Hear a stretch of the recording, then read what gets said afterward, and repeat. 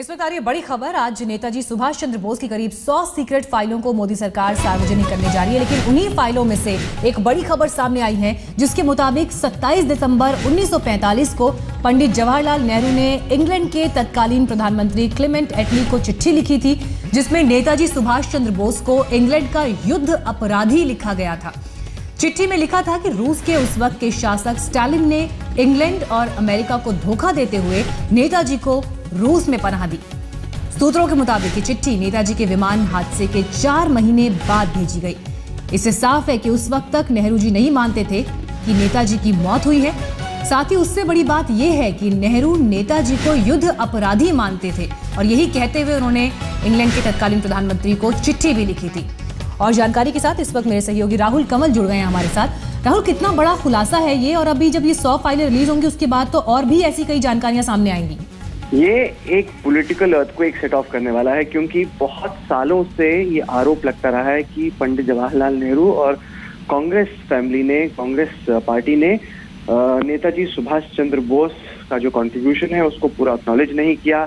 जिस कदर नेताजी ने भारत को आज़ादी दिलाने में मदद की, हमेशा उसको अनदेखा किया गया। और अब इस सब के बीच में आज तक को खबर मिली है कि 27 दिसंबर 1945 की एक चिट्ठी आज डिक्लासिफाई की जाने वाली है, जिसमें शिकायत करते हुए पंडित नेहरू, भारत के पहले प्रधानमंत्री, आज़ादी से 2 साल पहले की बात है, लिख रहे हैं इंग्लैंड के प्रधानमंत्री क्लेमेंट एटली को, जिसमें वो कह रहे हैं कि वॉर क्रिमिनल सुभाष चंद्र बोस, युद्ध अपराधी, भारत के सबसे महान स्वतंत्रता सेनानियों में से एक सुभाष चंद्र बोस को पंडित नेहरू एक वॉर क्रिमिनल कह रहे हैं, युद्ध अपराधी कह रहे हैं, और कह रहे हैं कि वो रूस में घुस गया है, स्टालिन उसकी मदद कर रहा है, आप इसके बारे में कुछ कीजिए, कुछ कार्रवाई कीजिए, स्टालिन को ऐसा नहीं करना चाहिए था। और नीचे लिखा है योर सिंसियरली जवाहरलाल नेहरू।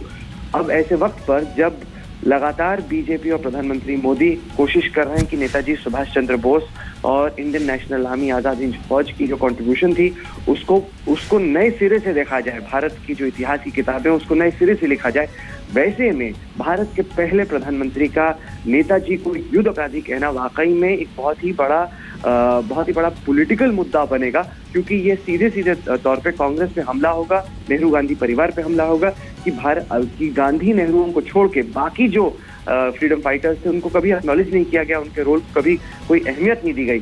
कुल मिला के 100 फाइलें हैं, जैसे आपने कही, 33 इनमें से प्रधानमंत्री कार्यालय की तरफ से डिक्लासिफाई की जा रही हैं, बाकी विदेश मंत्रालय की तरफ से हैं, गृह मंत्रालय की तरफ से हैं। लेकिन ये जो एक चिट्ठी है, इसका जिक्र जो लोग ट्रैक करते हैं, एकेडमिक्स हैं, जो हिस्टोरियंस हैं, जिन्होंने नेहरू जी और नेताजी की इन फाइलों को बहुत सालों से ट्रैक किया है, वो हमेशा से जिक्र करते रहे हैं कि इस तरह की कोई फाइल है। कभी इससे पहले पुख्ता सबूत नहीं था।